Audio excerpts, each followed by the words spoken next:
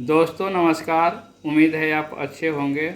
आज मैं आपको 2 रुपए का क्रॉस कॉइन जो एफएसएस यानी फेराटिक स्टेनलेस स्टील का बना होता है, इस 2 रुपए कॉइन के बारे में जानकारी दे रहा हूँ। यह 2 रुपए का कॉइन आपको चलन में आसानी से मिल जाएगा और यह कॉइन अभी रेयर या स्केयर की श्रेणी में नहीं है, लेकिन इसी में से कुछ कॉइन कलेक्टेबल होते हैं।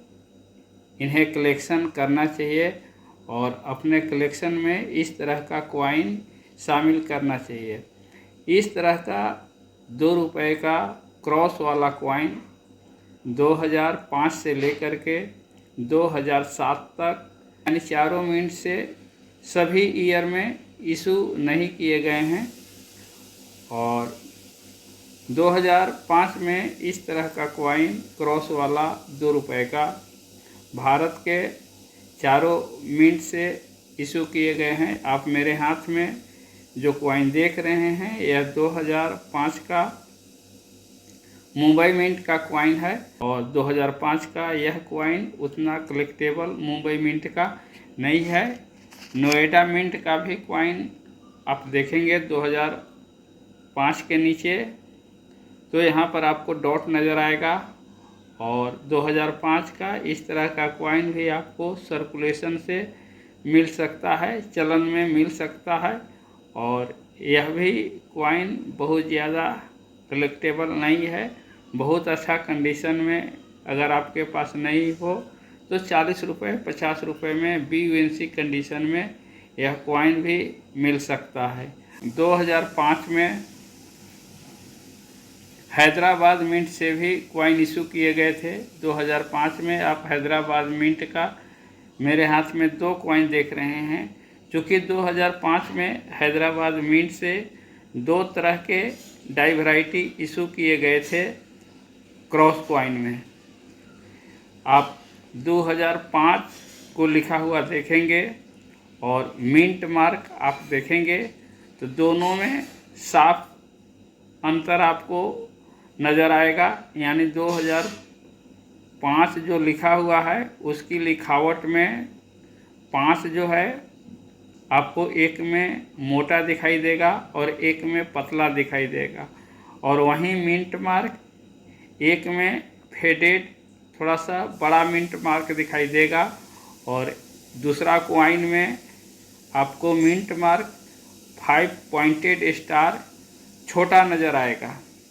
इस तरह आप कह सकते हैं कि 2005 हैदराबाद मिंट से 2 तरह के डाई से कॉइन इशू किया गया था और हैदराबाद मिंट का यह कॉइन अगर आपको मिलता है तो एक बार ज़रूर देखें और अपने कलेक्शन में दोनों डाई वैरायटी रखें। और इस तरह डाई वैरायटी का प्राइस बहुत अच्छा कंडीशन में अगर हो, JUNC या BUNC कंडीशन का कॉइन हो तो 100 रुपये आप मैक्सिमम इसका प्राइस लगा सकते हैं। और वैसे अभी इस कॉइन का प्राइस 30 रुपये 40 रुपये हो सकता है BUNC कंडीशन में। अगर कॉइन का कंडीशन एकदम ठीक ठाक है, आपको कलेक्शन की ज़रूरत है, कलेक्टर आप हैं, आप अच्छा कलेक्शन करना चाहते हैं तो इस कॉइन को शामिल करने के लिए आपको 30-40 रुपये 50 रुपये से ज़्यादा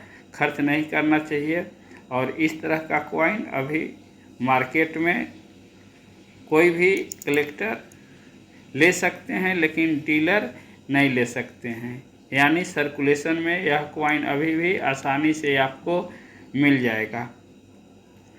ठीक इसी तरह से हैदराबाद के बाद कोलकाता मिंट का भी कॉइन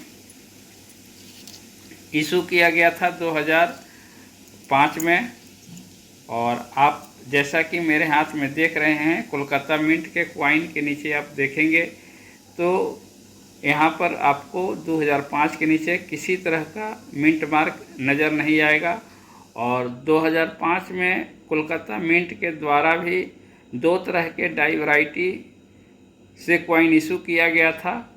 आप 2005 को ध्यान से देखेंगे तो इसमें आप देख रहे होंगे, एक में 5 थोड़ा सा पतला नज़र आता है और एक में 5 थोड़ा सा मोटा नज़र आता है।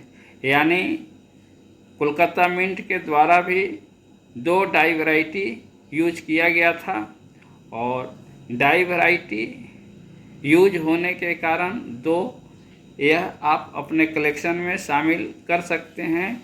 और वैसे किसी भी मिंट का कॉइन हो, अगर साधारण ही कॉइन क्यों न हो, लेकिन अपने कलेक्शन करने के लिए, बढ़ाने के लिए सभी तरह के सभी मिंट का कॉइन उसमें होना चाहिए।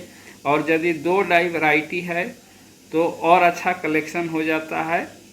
और ये दोनों कॉइन का प्राइस भी मैक्सिमम BUNC JMUNC कंडीशन में 100 रुपये तक आप मान करके पेयर में चल सकते हैं।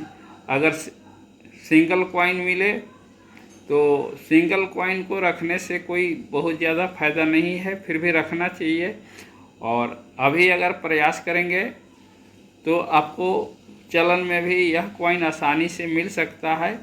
जिनके पास बहुत ज़्यादा कॉइन आता हो उनसे संपर्क करके इस तरह का कॉइन आप कलेक्शन में शामिल कर सकते हैं।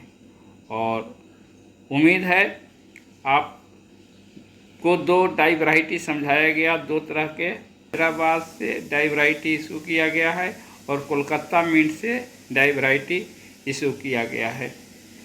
और इसी में अगर कुछ कॉइन आपको कुछ एरर मिल जाते हैं तो उन्हें रखना चाहिए, देख करके, समझ करके, और उसका प्राइस अच्छा होता है। जैसे आप इसमें से एक कॉइन देख रहे होंगे, यहाँ पर जो रुपये लिखा हुआ है ये एक्स्ट्रा मेटल है, R और P में आप देख पा रहे होंगे।